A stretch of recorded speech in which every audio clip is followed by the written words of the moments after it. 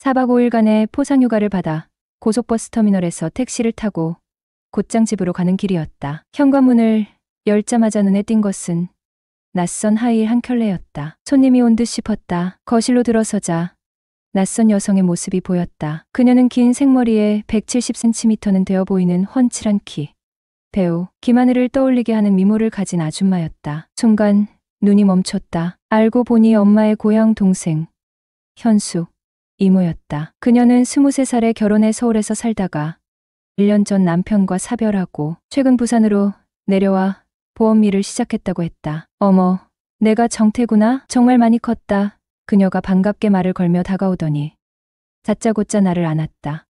너 이모 생각 안 나?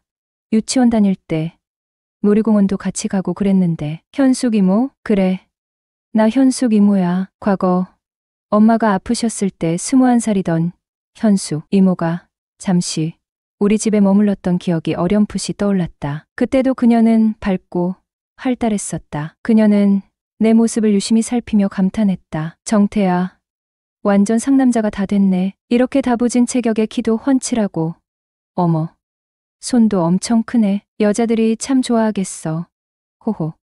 나는 쑥스럽게 웃었지만 그녀의 살가운 모습에 조금은 당황스러웠다. 근데 엄마는 어디 가셨어요? 조금 전에 외할머니가 아프셔서 병원에 모시고 갔어. 난 너 휴가 나온다고 해서 기다리고 있었지. 배고프지? 옷 갈아입고 내려와. 엄마가 달백숙 해놨거든. 옷을 갈아입고 나오니 현수 이모는 앞치마를 두르고 주방에서 요리를 하고 있었다. 화사한 원피스에 허리를 앞치마 끈으로 묶은 모습이 그녀의 날씬한 허리를 더욱 돋보이게 했다. 그녀가 요리를 준비하는 동안 나는 소파에 앉아 기다리며 TV를 켜려다 무심코 주방의 그녀를 힐끗 보게 되었다. 마침 그녀가 내 시선을 느낀 듯 뒤를 돌아보며 웃었다. 배고파도 조금만 더 기다려. 백숙은 푹 끓여야 제맛이니까. 네, 현숙 이모가 해주시는 거면 뭐든 감사하죠. 잠시 후 달백숙이 완성되어 식탁에 차려졌다. 정태야, 이제 와서 먹자. 네, 바로 갈게요.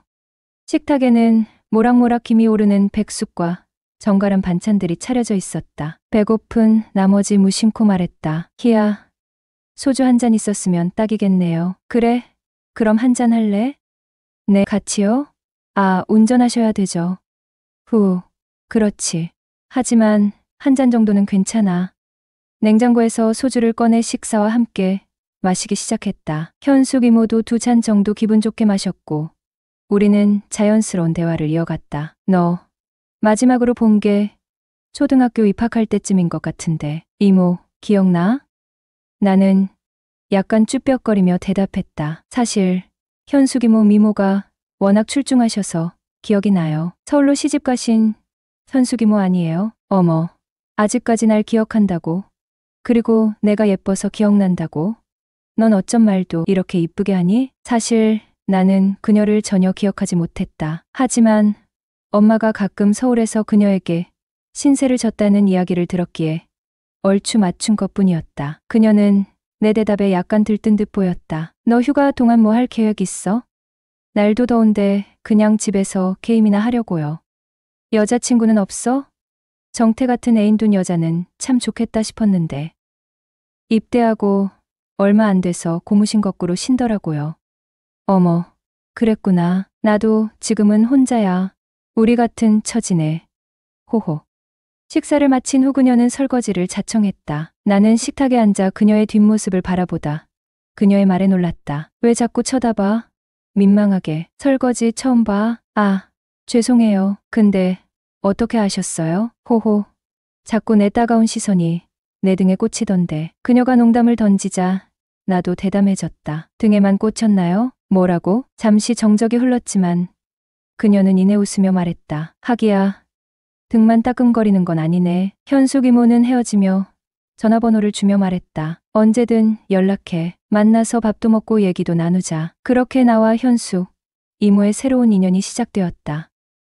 복귀 하루 전 뭔가 아쉬운 마음에 결국 아줌마에게 연락을 했다. 현숙 이모, 저 정태예요. 내일 복귀인데 오늘 저랑 술 한잔 하실래요? 그래, 당연히 사줘야지. 둘이서 취할 때까지 얼큰하게 한잔할까? 그렇게 통화를 마치고 현숙, 이모의 집 주소를 받아 그녀의 집으로 향했다. 도착한 집은 2층짜리 양옥집이었다. 2층은 세를 주고 1층은 그녀가 사용한다 했다. 현숙 이모, 저 왔어요. 정태, 어머. 정태야? 잠깐만. 지금 나갈게. 잠시 후 현관문이 삐끔 열리더니 이모가 고개를 내밀었다. 그러더니 뭔가 눈치를 살피는 듯 주춤거리다 문을 활짝 열어주었다. 어서 들어와. 집 안으로 들어가자 정돈이 깔끔하게 되어 있었다. 너 온다길래 급히 청소했지. 그녀의 옷차림이 눈에 확 들어왔다. 얇고 부드러운 소재의 하얀 원피스였다. 순간 아까 문을 머뭇거리며 열었던 이유가 떠올랐다. 현숙 이모, 오늘 왜 이렇게 섹시해 보이세요? 얘가 참. 그녀는 나를 째려보며 살짝 미소를 지었다. 자, 술 마셔야지. 뭘로 할래? 소주? 맥주? 이모가 알아서 골라주세요. 그럼 이왕이면 소주로 해야지 뭐. 그렇게 소주를 꺼내온 현숙. 이모와 술자리가 시작됐다. 둘이서 소주 3병을 나눠 마시며 이런저런 이야기를 나눴다. 오늘따라 기분이 참 좋네. 내 옆에 정태가 있는데 내가 좀 취하면 어때? 안 그래? 그녀는 환하게 웃으며 내 눈을 바라봤다. 근데요, 이모, 저 이러다 집 못 갈 것 같은데요? 전 그러면 우리 집에서 자고 가면 되지. 그녀는 커다란 두 눈을 초승달처럼 접으며 눈웃음을 지었다. 솔직히 나도 정태 같은 듬직한 애인 하나 있으면 정말 좋겠다. 호호. 그녀의 말에 술기운이 올라 더 이상 농담으로 넘길 수 없는 분위기가 되었다. 정태야. 그녀는 잔을 내려놓으며 진지한 표정으로 나를 바라봤다. 너 내 파트너 할래? 그 순간 그녀의 눈빛과 미소에서 장난기와 진심이 묘하게 섞여 있었다. 내가 대답하기만을 기다리는 듯했다. 방 안 공기가 순간 정적에 휩싸였다. 현숙, 이모와의 술자리는 예상보다 더 길어졌다. 정태야, 너는 참 사람을 편하게 해주는 구석이 있어. 옆에 있으면 괜히 안심이 된다니까. 이모도 참, 저야말로 오늘 이렇게 시간 내주셔서 감사하죠. 말은 그렇게 했지만 그녀의 시선을 느낄 때마다 어딘가 모르게 심장이 두근거렸다. 그녀는 잔을 살짝 내려놓으며 한숨을 내쉬었다. 사실 오늘 술 좀 마시고 싶었어. 요즘 좀 많이 힘들거든. 갑자기 분위기가 묵직해졌다. 나는 살짝 당황했지만 이모의 말을 놓치지 않으려 귀를 기울였다. 무슨 일이신데요? 저한테 말해보세요. 들어드릴게요. 사실 별거 아니야.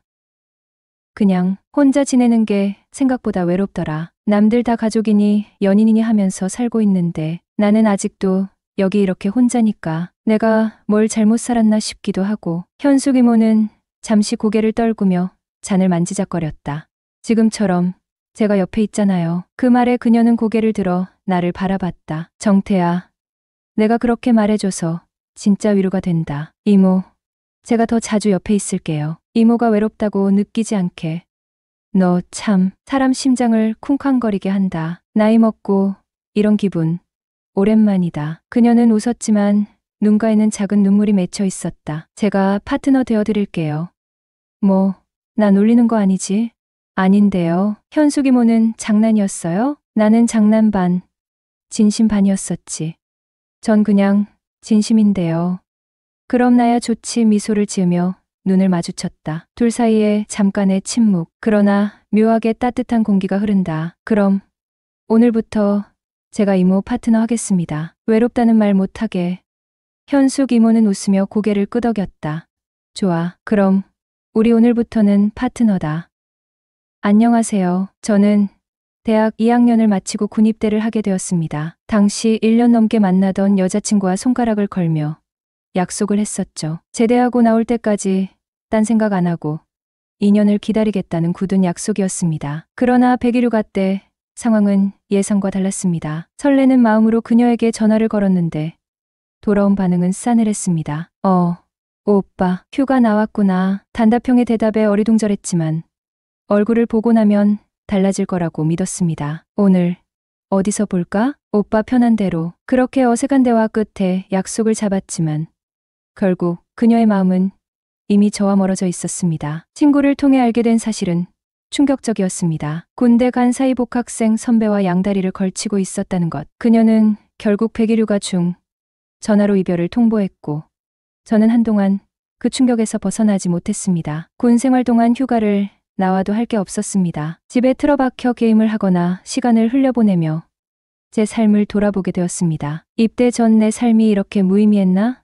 하는 자책감이 깊어갔죠. 그러던 어느 날 포상휴가를 받아 집에 들어갔을 때였습니다. 현관문을 열자 낯선 여성의 웃음소리가 들렸습니다. 거실에는 처음 보는 중년의 여성이 소파에 앉아 TV를 보고 있었죠. 그날 저희 집을 방문한 그녀는 어머니의 지인으로 갑작스러운 사별과 경제적 어려움 속에서 힘든 시간을 보내고 있었습니다. 그날 대화를 통해 서로의 이야기를 나누다 보니 우리는 의외로 많은 공통점을 발견하게 되었습니다. 그녀는 보험 설계사로 일하며 삶의 무게를 견디고 있었고, 저는 군 생활 중 느낀 외로움과 공허함을 털어놓았습니다. 이후 시간이 흐르며 우리는 더욱 가까워졌고 자연스레 서로에게 위로가 되는 존재가 되었죠. 술자리에서 그녀가 처음으로 말했습니다. 내 파트너가 되어줄래? 그 한마디가 우리 관계의 전환점이 되었고, 이후 우리는 파트너 이상의 관계로 발전하게 되었습니다. 제대 후 우리는 시도 때도 없이 만났습니다. 파트너가 아닌 연인처럼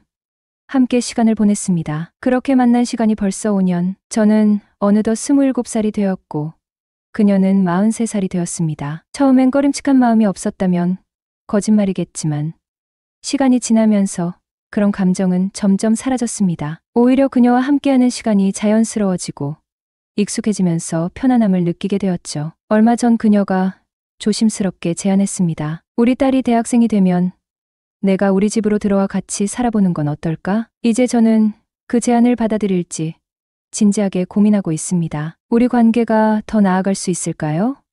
아니면 멈춰야 할까요? 사랑은 나이도, 시간도, 조건도 초월하지만 그 무게는 늘 현실 속에서 결정된다. 당신의 감정이 진실하다면 그 관계를 지키는 것이 중요합니다. 그러나 한편으로는 함께할 미래를 구체적으로 그려보고 현실적인 고민도 함께 나누어야 합니다. 안녕하세요. 오늘도 썰모아를 찾아주셔서 감사합니다. 구독과 좋아요, 알림 설정 부탁드려요. 오늘의 사연 읽어드릴게요. 안녕하세요. 어디 얘기할 곳도 없고 제 자신한테도 화가 나고 너무 힘들어서 이렇게 글을 적어봅니다. 저는 30대 초반 남자입니다. 저희 부모님은 제가 5살이 되었을 쯤부터 잦은 다툼을 하셨고 결국 이혼을 하게 되었습니다. 항상 싸우는 이유는 아버지 때문이었어요. 아버지가 무역일을 하시면서 수입이 굉장히 많으셨고 단기간에 졸부가 된 아버지는 큰 돈을 만지게 되니 부잣집 한량처럼 돈을 펑펑 쓰면서 사셨다고 합니다.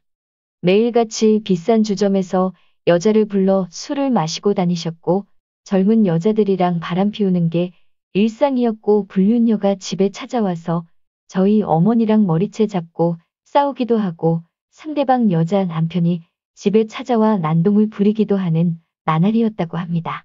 이런 문제들로 인해서 저희 어머니는 너무 힘들어서 이혼을 하고 싶었지만 저를 생각해서 참고 사셨어요. 그래서 제가 성인이 되자마자 어머니는 이제 본인의 인생을 찾아 살고 싶다며 제게 말씀하셨습니다. 그런 어머님의 마음이 100번 1000번 이해가 되었습니다. 제가 중학생이 되면서부터 어느 정도 사리분별이 가능할 때 어머니께도 계속 이야기를 했었거든요. 제발 이렇게 살지 말고 아버지랑 이혼해서 새 출발하시라고. 나는 엄마가 이혼한다 해도 전혀 원망하지 않고 오히려 응원할 거라고 이야기했지만 어머니는 본인이 이혼 가정에서 자랐기 때문에 사춘기 시절 살아오면서 이혼 가정으로 사는 게 상처가 될 때가 많다고 내가 겪어봐서 한다며 너에게 똑같은 상처를 주기 싫다고 하셨습니다. 그렇게 어머니는 제가 성인이 될 때까지 어머니, 아버지 역할을 모두 해주셨고 저를 훌륭하게 키워주셨습니다.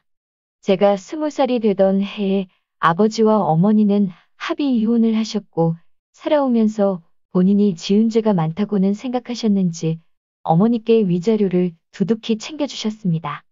아니면 좀 더 자유롭고 편하게 여자를 만나고 싶어서 그렇게 챙겨주신 걸지도 모르겠네요.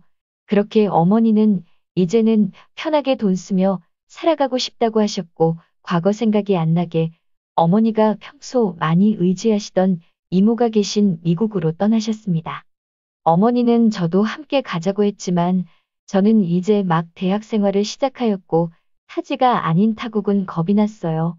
어머니한테는 자주 연락드리겠다며 건강히 행복하게 지내고 계시라고 배웅을 해드렸습니다. 아버지와 단둘이 지내게 되었는데 아무래도 아버지가 어머니한테 해왔던 행동들이 있으니 아버지를 크게 좋아하지 않았어요.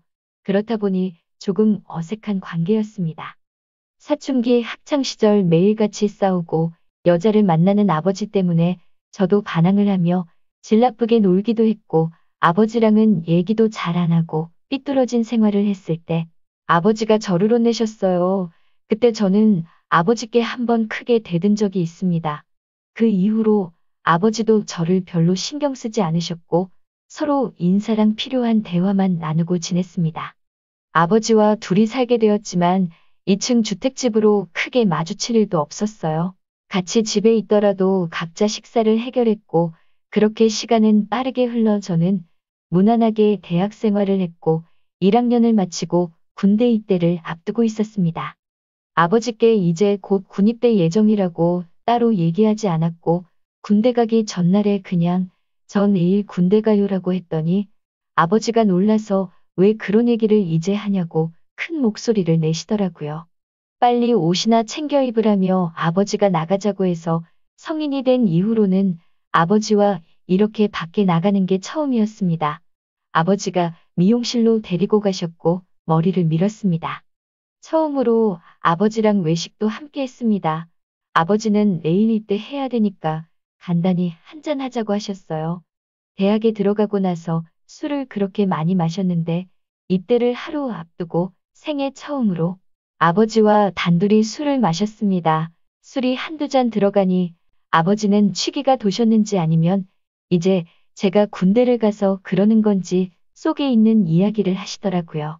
그동안 없이 사는 서름 이기고자 열심히 사업을 시작했고 버는 돈만큼 스트레스도 굉장히 심하고 힘들었었다며 그렇게 받은 스트레스와 사업이 계속 잘 유지되어야 된다는 압박감에 힘든 마음을 잘못 풀어낸 것 같다며 지난 날이 후회스럽고 이제는 제대로 살아보고 싶으시다고 하시더라고요. 저도 그동안 쌓여왔었던 속얘기를 했고 처음으로 아버지를 조금이나마 이해를 하게 되었고 평범한 아버지와 아들 사이가 된 것 같았습니다. 그리고 다음날 저는 군대를 입대하였고 아버지와 작별 인사를 하는데 아버지가 눈이 빨개지시며 눈물이 고이는 채로 잘 다녀오라며 말씀하시는데 저도 모르게 울컥하면서 눈물이 흐르더라고요. 군대 건강히 다녀와서 앞으로는 좀 더 살가운 아들이 되겠다고 조금씩 효도하겠다고 인사하고 들어갔습니다. 그렇게 저는 입대를 하였고 군 생활을 성실히 하며 전역을 하게 되었습니다. 집에 돌아와서 아버지께 전역 신고를 하였고 아버지는 반갑게 맞아주셨습니다. 군대를 입대한 시점으로 저희 부자는 사이가 많이 가까워지고 좋아졌어요. 휴가 나와 아버지를 모시고 여행도 다녀오고 그동안 못했던 대화를 많이 나누었습니다. 전역을 하고 복학을 해서 대학 졸업을 하였고 한참 취업 준비를 하고 있었는데 아버지께서 진로는 정했냐고 물으시더라고요. 그래서 취업 준비 중이기는 한데 확실히 뭐를 해야 될지 몰라 고민 중이라고 했습니다. 들어간 과에 맞게 취업 준비는 하고 있는데 이게 내가 원하는 방향인가에 대해서 생각이 많아졌던 시기였어요. 그러니 아버지께서 어버지가 하시는 일을 밑에서 배우면서 너가 이어서 하라고 하셨어요. 예전만큼 엄청 큰 돈을 만지는 건 아니지만 평생 밥 걱정 없이 살 수 있다고 하셨죠. 저도 딱히 진로를 정한 건 아니었기 때문에 한번 배워보겠다고 했습니다. 그날 이후 저는 아버지의 회사에 출근을 했습니다. 생각보다 많은 직원들이 있었고 나이대도 다양하더라고요. 그렇게 첫 출근을 마치고 환영식 겸 회식을 하게 되었습니다. 한창 회식을 하던 중에 유독 눈에 띄는 여자 직원분이 한 명 있었어요. 제가 좋아하는 긴 생머리에 얼굴도 예뻐서 첫눈에 반한 것처럼 눈길이 계속 갔습니다. 알고 보니 저보다 6살 많고 격리 일을 맡아서 하고 있는데 영어, 중국어, 일본어를 하는 유능한 인재라고 하더라고요. 미모도 훌륭한데 머리까지 좋은 엘리트라고 하니까 더 매력이 넘쳐 보였습니다. 저는 계속 그 여자 생각에 밤잠을 설치면서 짝사랑을 시작하게 되었습니다. 회사에서 마주칠 때면 저를 보고 눈웃음을 지으며 인사를 하는데 그날 하루가 너무 행복하더라고요.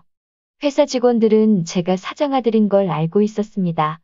그래서 만난 지 얼마 안 되었는데 대뜸 고백을 해버리면 괜히 갑질처럼 제 마음을 가볍고 자기를 우습게 생각한다고 여길까봐 조심스러워졌습니다.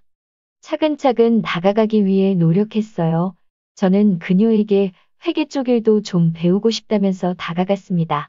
회계 쪽 일은 제가 관여하지 않아도 되는 업무였지만 그녀에게 다가가기 위한 좋은 핑계거리가 되었습니다. 나중에 회사 경영을 이어받으려면 다 배워둬야 할 것 같다며 둘러대니 미소를 지으면서 회계 관련된 서적을 여러 개 추천해 주었고 저는 그날 처음으로 그녀와 오랜 시간 대화를 하게 되었습니다.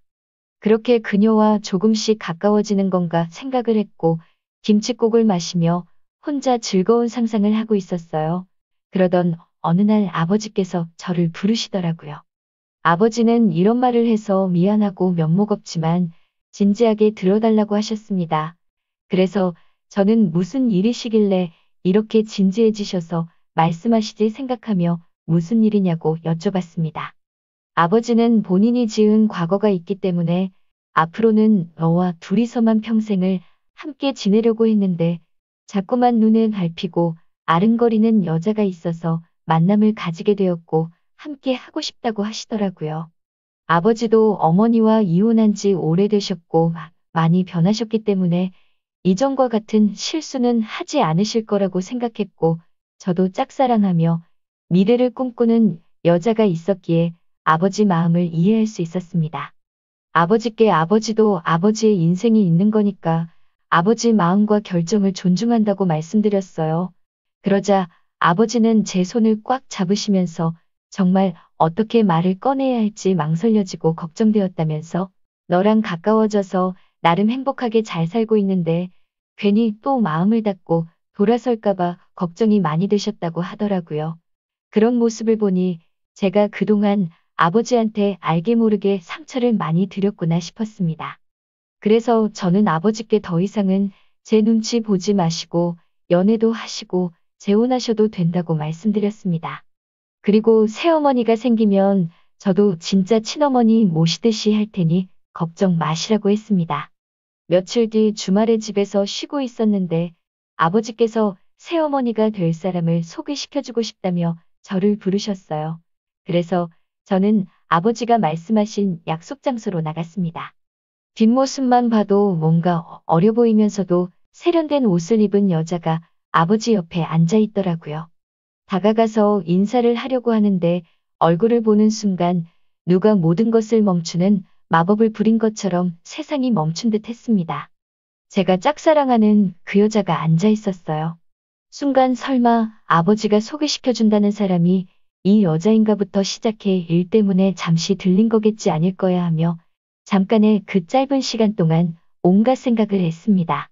저는 그녀에게 주임님 여기는 어쩐 일이세요? 라고 물어봤습니다. 그녀는 아무 말 없이 그냥 저를 보며 웃었고 아버지는 허허 웃으시면서 저보고 일단 앉으라고 하더라고요. 자리에 앉아 아버지는 자신이 얘기한 함께 살아가고 싶다는 여자라며 얘기를 하시는 겁니다. 정말 너무 큰 충격을 받았습니다. 하지만 도저히 티를 낼 수가 없었어요. 그래서 만나는 분이 주임님이셨구나라고 태연한 척 말했습니다. 아버지는 이어서 말씀하셨어요. 두 분이 연인으로 발전한 지 1년 정도 되었다고 하더라고요. 저는 얘기를 듣는 것도 짜증이 났지만 이해가 안 되었습니다.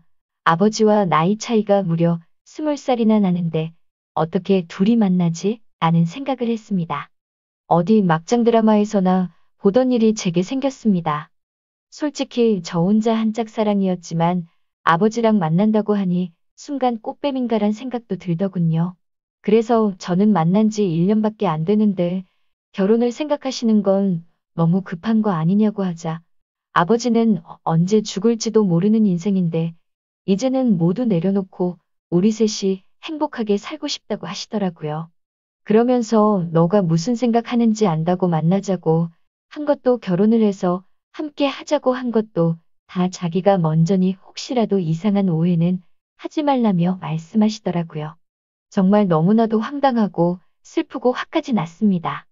제가 아버지께 결혼해서 행복하라고 해놓고 이제 와서 사실 내가 좋아하는 여자니까 헤어지라고 할 수도 없고 심지어 제가 먼저 그녀를 알게 된 것도 아니고 이미 아버지의 연인일 때 저 혼자 짝사랑을 시작했으니 그냥 저 혼자 속으로 끙끙거렸습니다.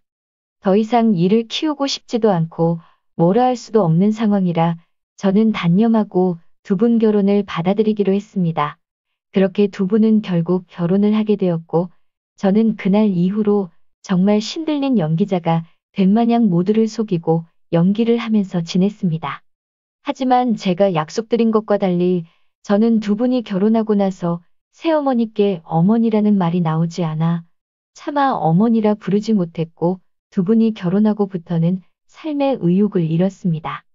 어느 누구한테 하소연을 할 수도 없고 답답해 미칠 노릇이었죠.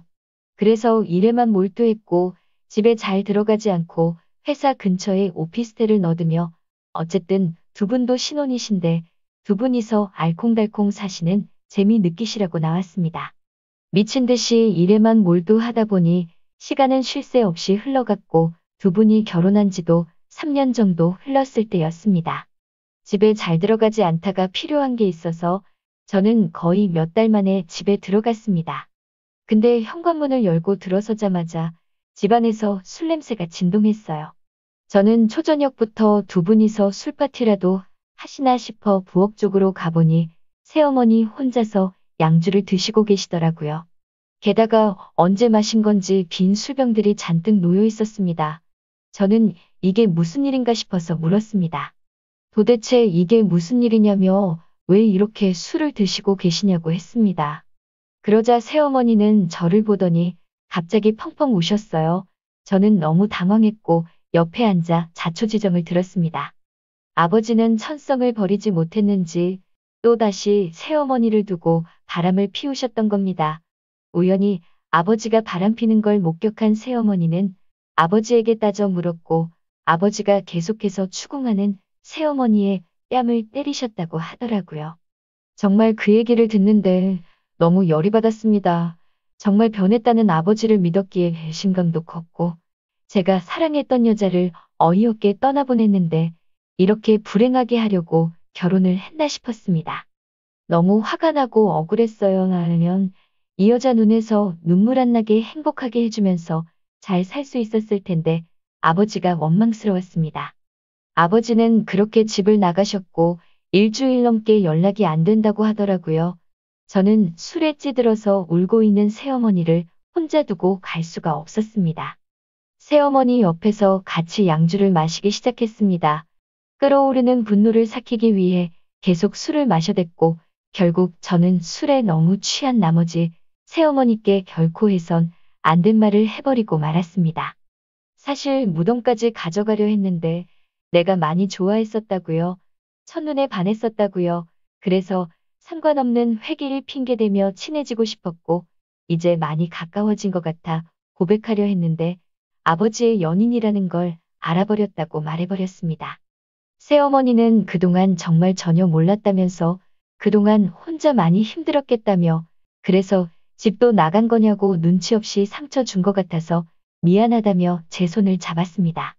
그렇게 제가 고백을 해버려서 새어머니와 저는 묘한 분위기가 흘렀고 어차피 돌이킬 수 없는 이 상황이 싫어 미친 듯이 술을 계속 더 마셨습니다.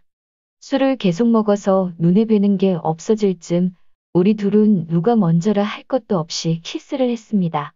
그렇게 서로 뜨거운 키스를 하던 중 새어머니는 저를 밀치면서 말했습니다. 잠깐 정신이 나갔었다고 우리 너무 취해서 벌어진 사고였을 뿐이니까 우리 평생 비밀로 아무 일 없던 것처럼 지내자고 했고 저는 한편으로 굉장히 씁쓸하고 마음이 아팠지만 어찌됐건 법적으로 제 어머니였기에 그러자고 했습니다. 그날 이후로 저는 새어머니와 키스를 해버린 제가 원망스러웠고 계속해서 죄책감이 들었습니다. 아버지한테도 뭐라고 할 입장이 되지 못해 단순히 일적인 연락만 주고받았고 자연스레 예전처럼 서로가 서먹한 사이가 되어버렸습니다. 그렇게 또 일에만 몰두해서 살고 있었는데 새어머니께 전화가 왔습니다. 껄끄러워 받기를 망설였지만 혹시나 무슨 일이 생긴 건 아닐까 싶어 전화를 받았습니다. 수화기 너머로 새어머니의 우는 소리가 들렸고 새어머니는 믿기 힘든 소리를 하더라고요. 아버지가 사망하셨다고요. 평소 일찍 일어나는 아버지가 안 일어나길래 깨우려고 하는데 숨을 쉬지 않고 있었답니다. 갑자기 주무시다 심장마비로 돌아가셨다고요. 저희 아버지 건강을 엄청 챙기시는 편이라 영양제도 여러 개 챙겨 드시고 매년 건강검진에 운동도 꾸준히 하셨는데 도저히 믿을 수가 없었습니다. 그 길로 당장 병원으로 달려갔고 새어머니는 혼자 울고 계시더라고요. 저는 새어머니를 진정시키며 울지 말라고 했고 새어머니는 이제 나는 어떻게 살아가냐고 우시더라고요. 저는 순간 무슨 생각이었는지 앞으로 제가 책임지고 잘 모실 테니 걱정하지 말고 울지 말라며 위로했습니다. 그렇게 저는 허무하게 아버지를 떠나보내게 되었습니다. 마음이 아프면서 허망하더라고요. 이제 간신히 좀 여느 부자처럼 지내게 되었는데 마지막 가시는 길에는 또 서먹한 사이가 되어 제대로 연락을 드리지도 못했고 벽을 쳤던 게 후회가 되었습니다. 한편으로는 이렇게 허무하게 돌아가신 아버지가 원망스럽기도 했습니다. 저는 이렇게 떠나보낸 아버지에 대한 죄송함을 평생 간직하고 살아야겠다고 마음을 먹었고 새어머니를 혼자 둘 수가 없어 오피스텔을 정리하고 집으로 들어가게 되었습니다. 새어머니와 저는 서로 많이 힘들었기에 서로를 배려해주고 이해해주며 지냈습니다.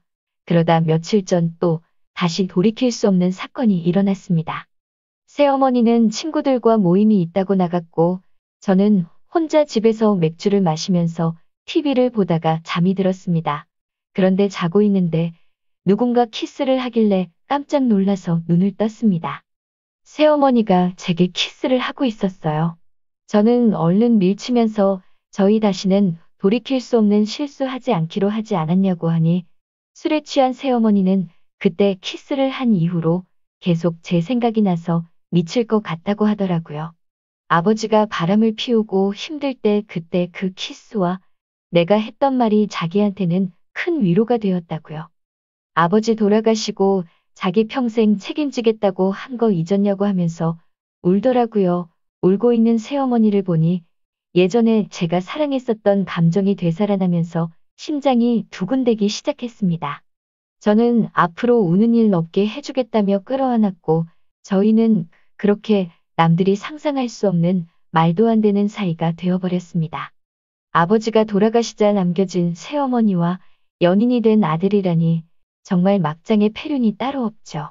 이게 정말 잘못됐다는 걸 알면서도 새어머니만 보면 다른 생각은 하나도 나지 않고 그렇게 말도 안 되는 짓을 이어가고 있습니다. 남들이 보면 정말 손가락질하고 천벌받을 거라고 하겠지만 새어머니와 함께 할 수 있다면 어떤 쓰레기가 돼도 상관없었습니다. 그런데 또다시 충격적인 일이 생겼습니다. 아버지가 쓰시던 서재에서 컴퓨터를 하던 중에 회사 관련 자료 안에 영상이 있길래 재생을 해봤더니 영상 속에는 새어머니가 다른 남자와 함께 저희 집 침실에서 사랑을 나누고 있는 모습이 있었습니다. 그때부터 어떻게 된 건지 구역질이 나올 만큼 혼란스러웠습니다. 어디서부터 잘못된 걸까 생각했습니다. 혼자 여러 가지 생각을 하던 중 혹시 아버지가 바람을 피운 게 아니라 새어머니가 바람을 피운 걸 아버지가 알게 돼서 싸우셨고 혹시 돌아가신 것도 이것과 연관이 있는 건 아닐까 싶었습니다. 너무 혼란스럽고 제정신이 아니게 되더라고요. 새어머니를 불러 영상을 보여주며 어떻게 된 거냐고 하니 깜짝 놀라 울면서 아버지가 바람 피워서 자기도 한순간의 실수로 그랬다며 울더라고요. 아버지한테도 얘기했고 이해해주고 서로 바람 피운 거에 대해 용서하기로 했다고 하더라고요. 저는 너무 혼란스럽고 화가 나서 당장 나가라고 소리를 쳤고 별다른 말 없이 나가더라고요. 그 일이 있고 며칠간 저는 어떻게 해야 할지 수만 가지 생각을 했지만 아무런 결론이 나지 않았습니다. 재산을 목적으로 다가온 꽃뱀이었던가 생각이 들고 정말 바람핀 아버지가 원망스러워서 한순간의 실수였던 건가 싶기도 하고, 아버지의 여자를 탐해서 이렇게 천벌을 받는 건가 생각도 들었습니다. 제가 도대체 어떻게 해야 되는 걸까요? 몸도 마음도 너무 지쳐버렸습니다. 오늘의 사연 여기까지입니다. 오늘도 들어주셔서 감사해요.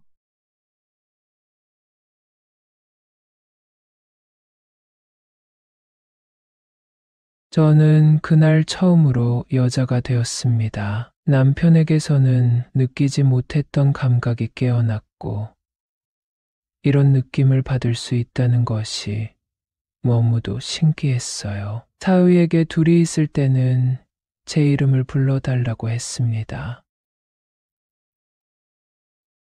좋아요. 구독 부탁드려요. 얼른 와서 식사하게.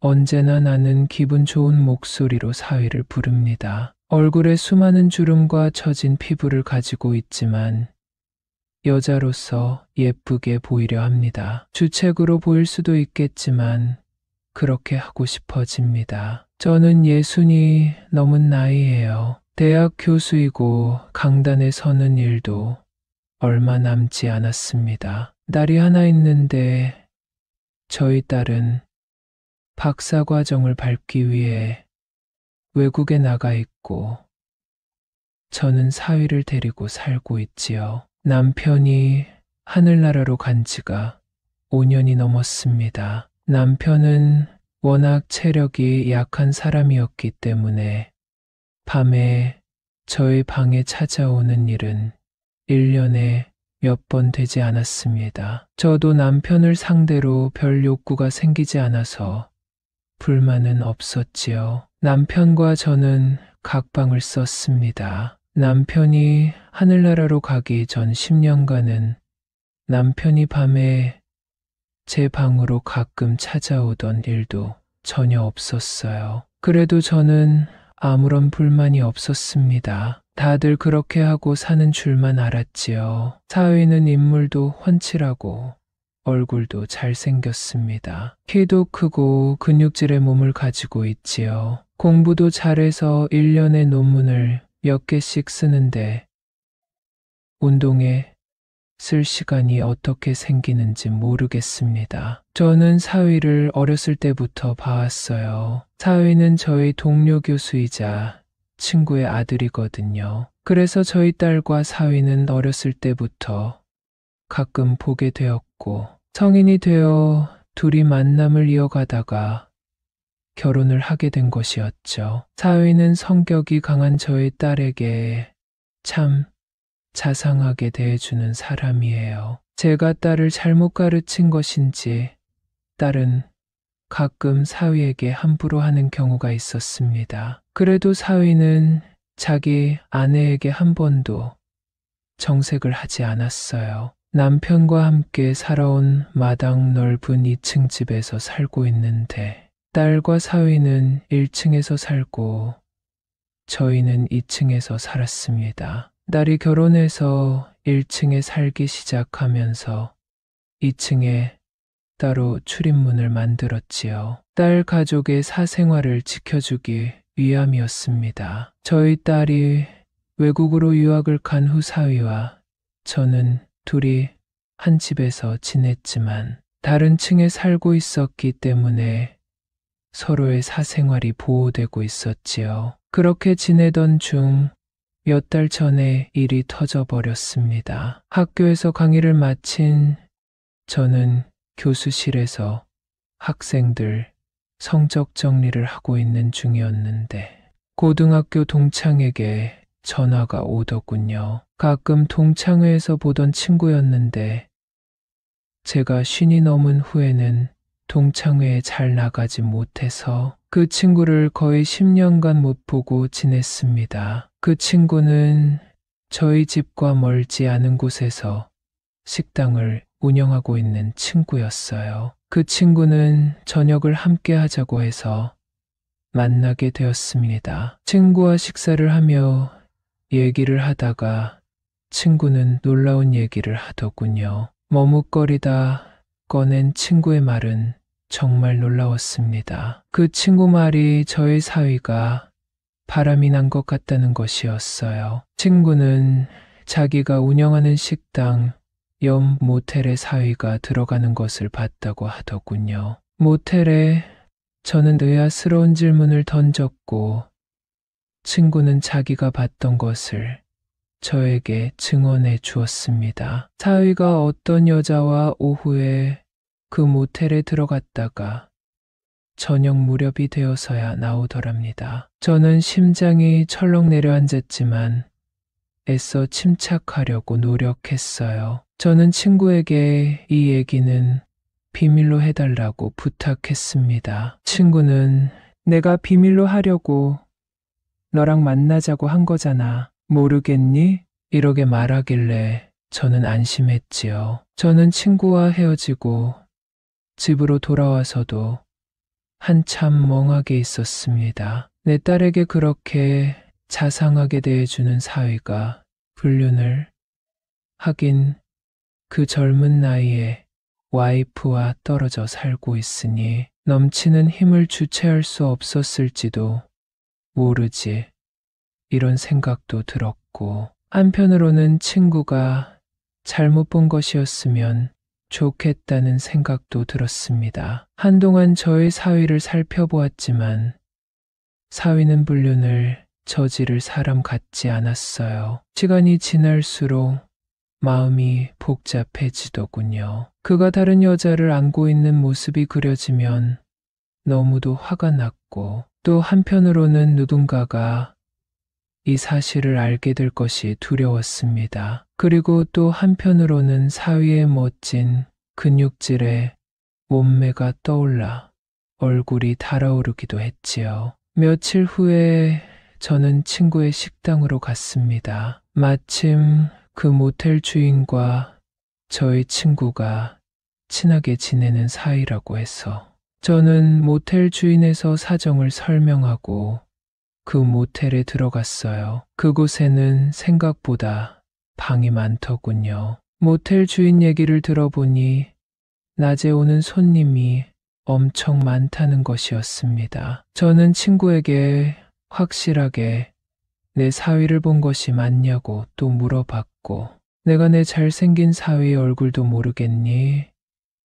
이 말에 저는 또 심장이 떨려왔습니다. 친구는 모텔 주인에게 부탁해서 제가 사위의 불륜 현장을 확인할 수 있도록 도와달라고 하더군요. 모텔 주인은 알겠다고 했습니다. 모텔 주인이 CCTV를 확인해 주겠다는 말을 했고 저는 집으로 돌아왔어요. 일주일 후에 모텔 주인에게 전화가 왔습니다. 저는 한달음에 그 모텔로 달려갔고 사위가 중년의 여자와 그 모텔에 출입한 영상을 확인했지요. 저는 이 일을 어찌해야 할지 몰라 손발이 떨렸습니다. 그날 저녁에 저는 영화 배우처럼 잘생긴 사위와 마주 앉아 저녁을 먹으며 사위의 얼굴을 물끄러미 바라보았습니다. 사위는 저의 시선을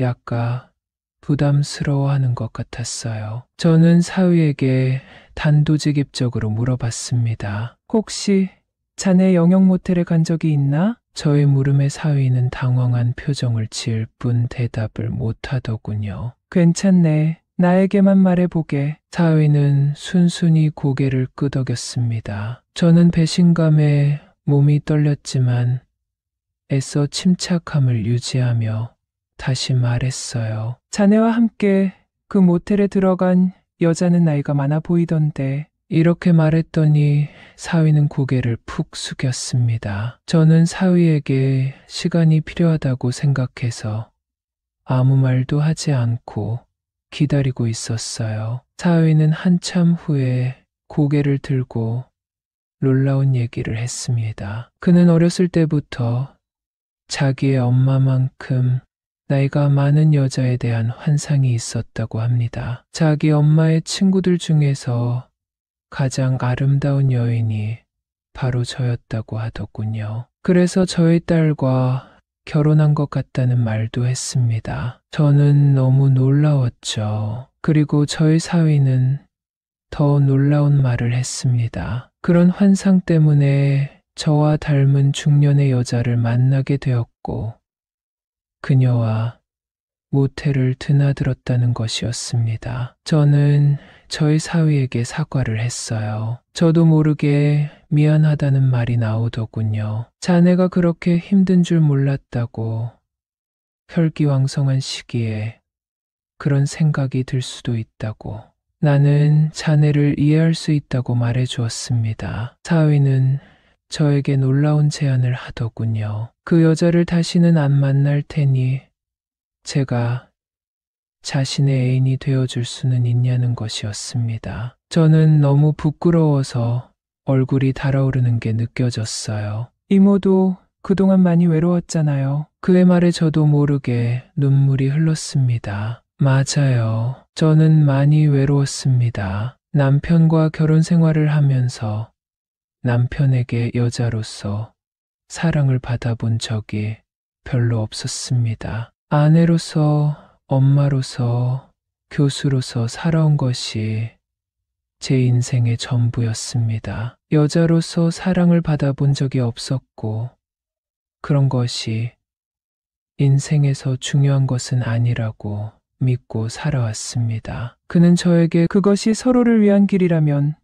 남들이 모르면 그만이에요. 이렇게 말했습니다. 그리고 사위는 울고 있는 저의 손을 잡아주었습니다. 저는 고개를 들어 사위와 눈을 마주치고 고개를 끄덕였어요. 저는 사위의 손을 잡고 제 방으로 데리고 갔습니다. 우리는 사랑을 나누었어요. 새벽이 되어서야 사위는 저를 놓아주었습니다. 저는 숨을 고르며 사위에게 말했습니다. 앞으로 그녀를 만나지 말아야 한다고 말했고, 사위는 당연하다는 듯이 고개를 끄덕였습니다. 사위는 자신의 아내가 돌아올 때까지 이렇게 애인 사이로 지내자고 하더군요. 저도 고개를 끄덕였습니다. 내가 너무 늙은 것이 미안하다고 했더니 사위는 제 환상 속의 여인인거려 이렇게 말하며 저에게 너무 고맙다고 말해주었습니다. 저는 그날 처음으로 여자가 되었습니다. 남편에게서는 느끼지 못했던 감각이 깨어났고 이런 느낌을 받을 수 있다는 것이 너무도 신기했어요. 사위에게 둘이 있을 때는 제 이름을 불러달라고 했습니다. 하지만 사위는 싫다고 하더군요. 자기는 꼭 저에게 엄마라고 부를 것이라고 말하는 것이었습니다. 그리고 사위는 제가 그를 아들이라고 불러줬으면 한다는 것이었습니다. 자기의 이름을 부르지 말고 꼭 아들이라고 불러달라길래 저는 또 말없이 고개를 끄덕였습니다. 아들, 오늘 엄마 좀 행복하게 해줄래? 저는 저희 사위에게 이렇게 말한 적이 있는데 사위는 이 말을 들을 때마다 너무 행복하다고 하더군요. 그는 저를 너무 사랑한다고 합니다. 너무 소중하다고 합니다. 집에 있을 때 사위는 저와 꼭 붙어 있습니다. 그는 제가 화장실에 가도 따라오고 샤워를 할 때도 옆에서 저를 지켜줍니다. 큰 보리를 볼 때도 사위는 옆에 있습니다. 처음에는 너무 부끄러웠지만 차차 익숙해지더라고요. 그 부끄러움은 또 다른 설레임으로 변하기도 합니다. 저희는 젊은 커플처럼 지내고 있습니다. 너무 부끄럽지만 사위가 시키는 것은 모두 해주며 지내고 있지요. 사위는 제가 부끄러워하는 모습이 너무도 사랑스럽다고 합니다. 다 늙어서 이게 무슨 짓인지 이런 생각이 들 때도 있지만 그런 생각은 머릿속 한 구석에 놓아두려고 합니다. 한 번은 사위에게 저희 딸이 돌아오면 어떻게 할 것이냐고 물었어요. 저는 그에게 그 질문을 할 때 너무도 떨렸습니다. 혹시라도 그의 입에서 저와의 관계를 끝낼 것이라는 말이 나올까 봐 두려웠던 것이지요. 사위는 평생 우리 관계를 유지하자고 하더군요. 저는 너무도 행복합니다. 딸에게 미안한 마음도 들었어요. 하지만 사위가 바람을 피우다가 딸의 가정이 파탄나는 것을 제가 막았다고 생각하고 있어요. 남들은 저를 욕하겠지요. 남들이 이 사실을 알게 된다면